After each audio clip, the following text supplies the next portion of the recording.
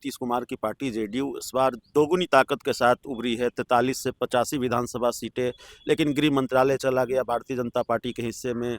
Speaker भी BJP के कोटे के होंगे। कि नीतीश कुमार अपनी शर्तों पर गठबंधन और सरकार चलाते रहे, तब आप कैसे देखते हैं ये?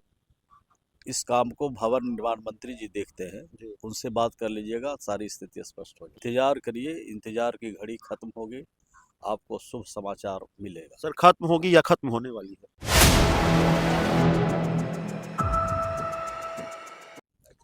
नमस्कार, आप देख रहे हैं 4 PM और मैं हूं अभिषेक मिश्रा। देखिए, इस वक्त हमारे साथ जेडीयू के वरिष्ठ नेता और बिहार सरकार के वरिष्ठ मंत्री श्रवण कुमार हैं। सबसे पहला सवाल है, एनडीए को प्रचंड बहुमत मिला है और जाहिर तौर पर आप भी लगातार जीतते आ रहे, इस बार भी जीत कर आए हैं, मंत्री बने हैं।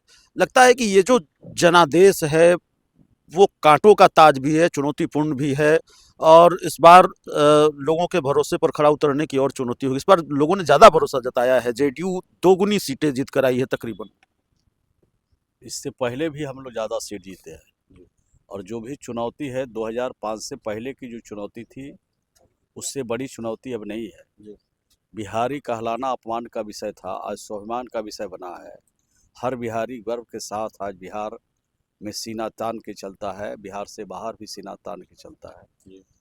तो बिहारियों की स्वाभिमान की रक्षा करना हमारी पहली चुनौती थी, उसका हमने सामना किया, और बिहार की तरक्की के लिए, बिहार के विकास के लिए नीतीश कुमार जी के नेतृत्व में हम लोगों ने काम किया है, और उसको तेजी से अब बढ़ाना है। एक मांग जो लगातार हो रही है, यहाँ पार्टी के बहुत सारे नेता कार्यकर्ता आपके सामने बैठे हुए हैं, और उनमें से कई नेताओं और कार्यकर्ताओं से हमारी पहले भी बातचीत हो चुकी है, मैं पहचानता हूं उनको। वो ये मांग करते रहे हैं कि नीतीश कुमार के बेटे निशांत को राजनीति में आना चाहिए। बिहार के मुख्यमंत्री नीतीश कुमार के जो भाई हैं, उन्होंने भी कहा है कि आना चाहिए निशांत को राजनीति में। आप इसको कैसे देखते हैं पार्टी के एक वरिष्ठ नेता के तौर पर, क्योंकि कार्यकर्ताओं की मांग है? हम लोग जानते हैं कि अच्छा समझ है उनकी बिहार के बारे में, अच्छी जानकारी है, और जो बिहार के बारे में जो सोचते हैं, बिहार की अच्छाई के बारे में जानते हैं, और अच्छा करने की उनके पास विजन है, सोच है। तो नई पीढ़ियों को आगे आना चाहिए, और नई पीढ़ी जब आएंगे आगे तो और बेहतर बिहार बनेगा। एक वक्त पर ये लग रहा था कि निशांत 2025 के विधानसभा चुनाव से पहले जनता दल यूनाइटेड में होंगे, सक्रिय राजनीति में आएंगे, और उनकी जो छवि है वो उसकी तारीफ भी लोग करते हैं, जो उनसे मिलते हैं वो भी करते हैं, और जेडीयू के नेता तो करते ही हैं कि भाई बहुत शालीन हैं, बहुत पढ़े लिखे हैं, और कहीं से कोई अहंकार नहीं है।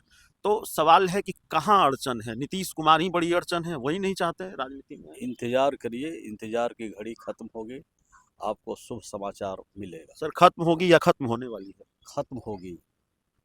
एक एक बयान में कल आपका देख रहा था, कहीं मैंने पढ़ा, अगर बयान ठीक हो, आपने इंडिया गठबंधन के कुछ विधायकों को लेकर दावा किया है कि वो संपर्क में हैं। कितने संपर्क में हैं? मेरे संपर्क में कोई नहीं है। जी।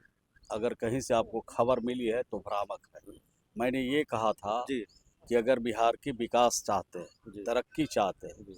और जिनको बिहार के विकास में, बिहार की तरक्की में उनकी रुचि है, जी। और वो अगर हमारे दल में आना चाहते हैं या नीतीश कुमार जी का समर्थन करना चाहते हैं, तो उनके लिए दरवाज़ा खुला हुआ। आईपी गुप्ता हैं या नहीं? मैं तो कहा किसी भी व्यक्ति का, जो एमएलए है वो भी, जो एमएलए नहीं है वो भी, जनता को अगर खुशी है कि बिहार की तरक्की होनी चाहिए और हम लोग का समर्थन करती है, तो उसका स्वागत है। एक आखिरी सवाल है, बिहार की राजनीति में बड़ा शोर शराबा है कि मुख्यमंत्री नीतीश कुमार की पार्टी जेडीयू इस बार दोगुनी ताकत के साथ उभरी है। 43 से 85 विधानसभा सीटें, लेकिन गृह मंत्रालय चला गया भारतीय जनता पार्टी के हिस्से में।